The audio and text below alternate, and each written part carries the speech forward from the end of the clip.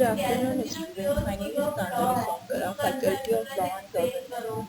Today, our topic of discussion is Hallfield theory of jural relations from jurisprudence.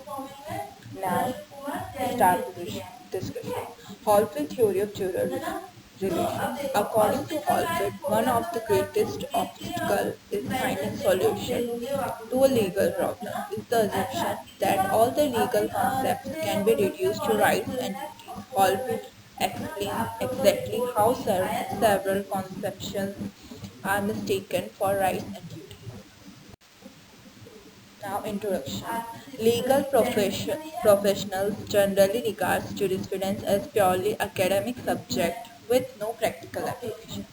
The reason for such a belief is that jurists and writers are generally purpose their own understanding of legal concepts and derive intellectual pleasure from it and consider their job done. However, the different theories are only a mean to an end and not the end itself. Very few writers deliberate upon the utility of their theory. Professor Wesley Newcomb Hallfield always emphasized upon the important part played by analytical jurisprudence in the legal profession. He advocates that every legal profession must have a basic understanding of the concept of analytical jurisprudence in order to interpret and apply the law correctly and accurately. He believes that the task of finding the solution to a legal problem becomes much easier by studying and applying the concept of analytical jurisprudence. The theory of jural relation. According to Hallfield, one of the greatest obstacles in the field of solution to a legal problem is assumption that all the legal concepts can be reduced to rights and duties. Moreover, it is believed that the aforesaid two legal concepts are adequate enough to help solve the problem.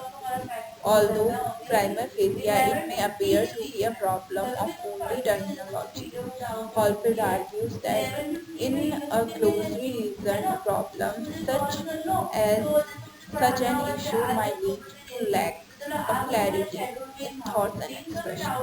He identified eight fundamental legal concepts, namely right, privilege, power, immunity, no rights, duty, disability, and liability. Now, rights and duties.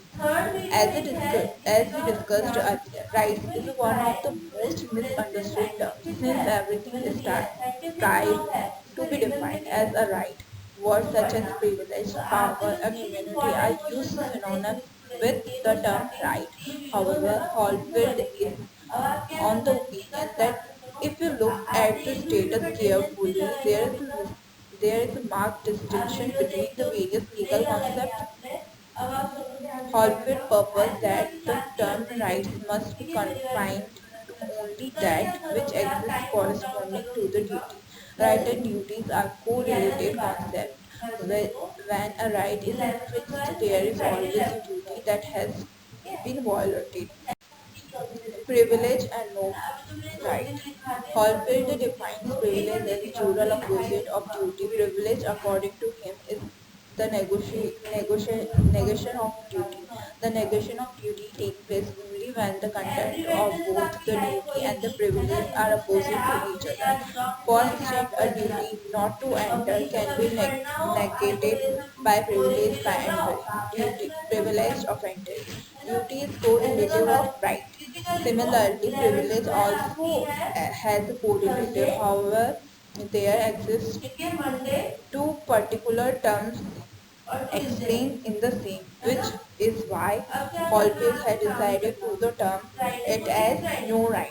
Thus, if I have the privilege to enter into the land, the correlative is no right against my entering to the land.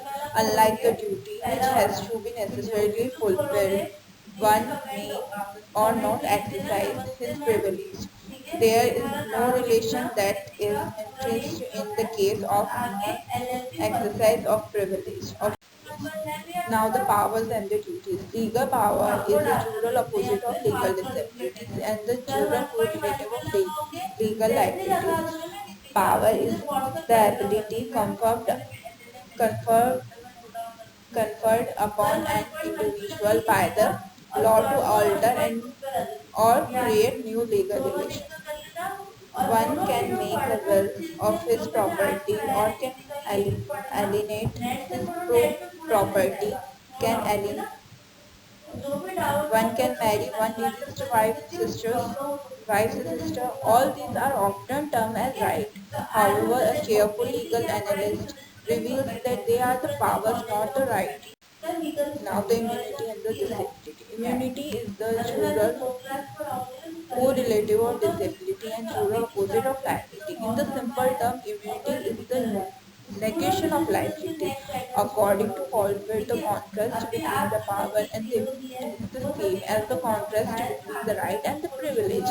He stated that the right is an alternative claim against someone and privilege is a freedom from such an alternative claim. Similarly, the power is the affirmative control over a legal relation and immunity in the freedom from such a control. The jural correlative of immunity is disability, which refers to no power.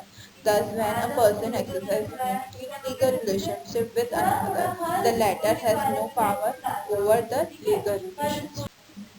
Thank you, student, for attending this section. Have a nice day.